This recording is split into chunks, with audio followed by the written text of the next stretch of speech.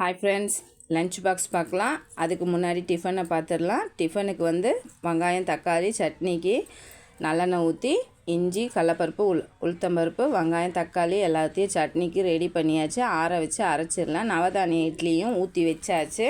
வெந்தோடனே first வந்து பசங்களுக்கு கொடுத்தோன்னா சாப்பிட ரொம்ப லேட் பண்ணுவானுங்க. அதனால் இட்லி எடுத்து சட்னியாக அரைச்சி கொடுத்தாச்சு.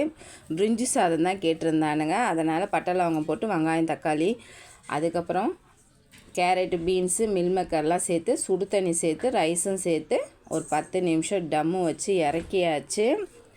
சூப்பராக வந்திருந்தது. அவனுங்களுக்கு இந்த பிரிஞ்சி சாதம் இந்தமாரி கிளறின சாதம் கொடுத்தா தான் சாப்பிட்டு வருவானுங்க. அதனால் அவனுங்க கேட்ட மாதிரியே கொடுத்துட்றது. பெரியவன் தான் கேட்டிருந்தான். இப்போ சாப்பாடை கட்டிடலாம்.